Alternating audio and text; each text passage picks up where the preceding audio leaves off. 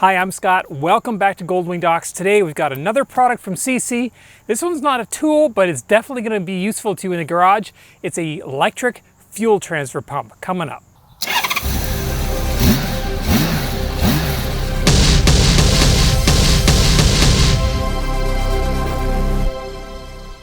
As I've mentioned before, I have reviewed SeeSii products for a long time. SeeSii is a company that I'd never heard of. Out of the blue, they sent me this email saying, hey, we have this new cordless impact wrench.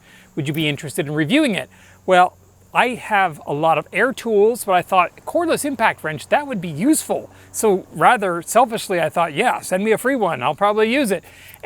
But I kind of thought, well, I'd never heard of this company. It's possible it's going to be junk. I got it and I was so surprised. It worked so well, and now I think it's 5 or 6 years later, I've used it quite a bit. It still works great. It has a lot of torque. It probably has more torque than my air tools. I have an impact wrench that's air driven, a pneumatic, and I think the SeeSii electric cordless one has more power.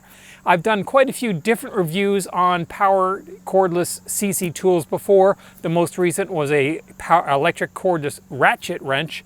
This one's kind of different. This is a fuel transfer pump that allows you to pump fuel or other volatile fluids from one thing to another. If you're using it at home, you could use it to fill your motorcycle or lawnmower or snowblower from a fuel tank if you don't want to lift up a 30-pound tank and try to get it in there.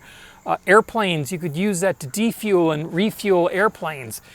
A lot of different uses for this, and I'm eager to see how it works and how well it works. I've got a couple tanks of fuel here. I've got an empty one here, and by the way, these came with those horrible nozzles, the sliding EPA ones that are supposed to do vapor recovery but never do. So I tossed those in the garbage, and I found these on Amazon. You can actually get regular tubes, and it gives you a vent that you can put in, and then you get the regular flexi tube, just like the old days, the ones that actually work and don't spill everywhere. And I'll put a link to these in the description below if you're interested in retrofitting your crappy modern EPA compliant gas cans with the old type of spout that actually works. So let's see what we get in here. Here is the hose, I guess. Okay, that's our fuel hose. And it feels like silicone, and it has a wire inside so that it can't collapse. Oh, there's actually two hoses. Well, I guess there's one intake and one output. Then we have some instructions. We have a couple lithium-ion batteries. These are the typical SeeSii 21-volt lithium-ion batteries. And oh, they gave us some gloves. Well, they're cloth gloves. I don't know why you would wear cloth gloves when transferring fuel. I've got some nitrile gloves that I will use.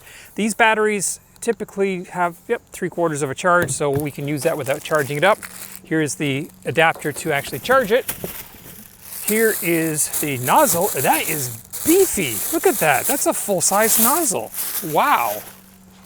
And look at that. You can actually latch it as well, just like a regular fuel nozzle. Wow. That is pretty cool. And it appears that it also has an automatic shut-off mechanism inside it, so if it gets full, it shuts off. That's pretty impressive. All right, and then here's the main business part of this. In this box, I assume, is where we're going to find the pump.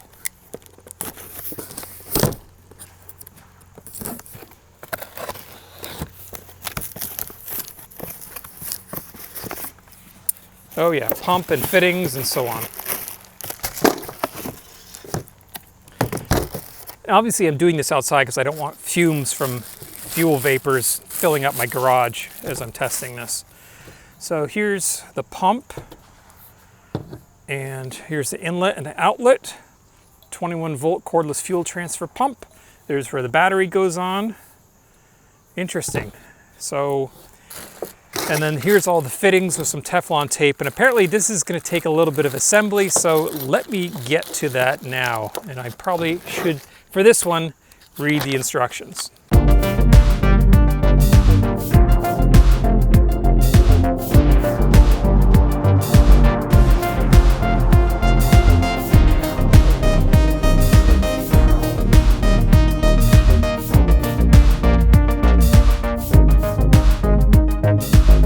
All right, so construction of the pump was not too difficult. You basically screw these fittings into the impeller and then one into the nozzle, and then you put the hoses on and put screw clamps to hold them in place, and then there's also a strainer intake on the intake side.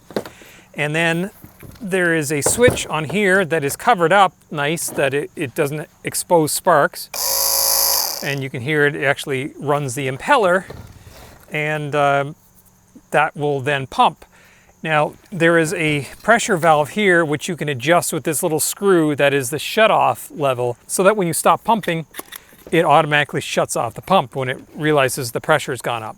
If the pump needs to be primed and there's air in it, there's a little valve here you can push that will allow air to escape out of the impeller section. As you can see, it turns on, makes noise.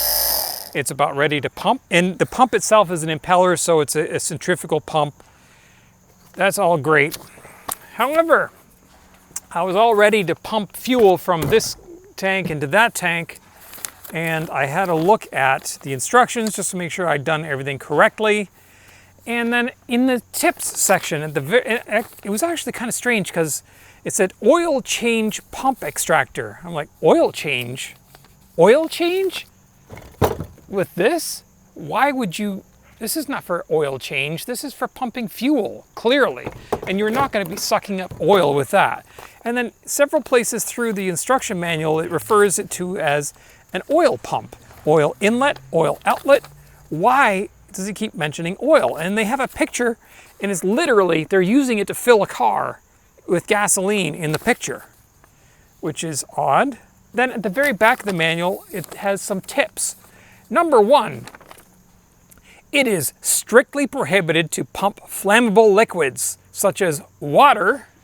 I wasn't aware that water was flammable, but okay. Water, gasoline, alcohol, etc. with this oil pump. Otherwise, you will be responsible for the consequences. The self-priming pump is designed specifically for diesel fuel. It is not suitable for refueling gasoline with low ignition points or engine oil with high viscosity. All right, so we will not be pumping gasoline with this today, nor will we be using this to pump aviation fuel, because apparently this is a diesel fuel pump, and that's why I guess they're calling it oil, because it's like heating oil or diesel fuel, kerosene.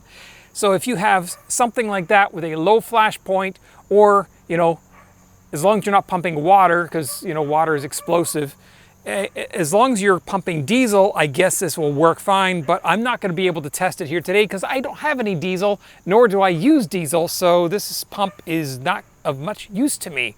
So I guess I will be giving it away to a lucky person who needs to pump diesel fuel. In the meantime, I'll put a link to this in the description below if this is something that you are interested in. It really does feel like a high quality pump.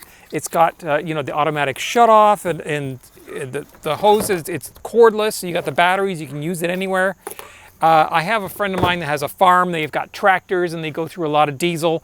I will gift this to them, and he'll maybe get back to me and tell me how it works out for him. Now, of course, if you have a jet airplane or anything that uses a turbine engine, turboprop or jet, then hey, this is going to be your friend. You can use this to pump jet fuel, which is basically kerosene. So it says it's good for diesel, which means it's going to be good for jet fuel. So maybe it's not a total loss.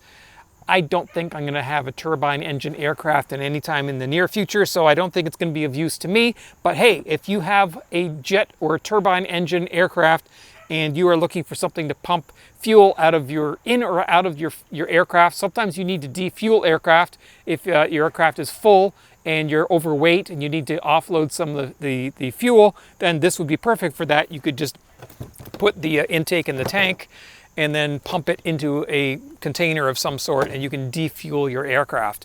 However, I don't have a turbine aircraft, nor do I have any diesel farm implements or vehicles of any kind, so this is not of use to me.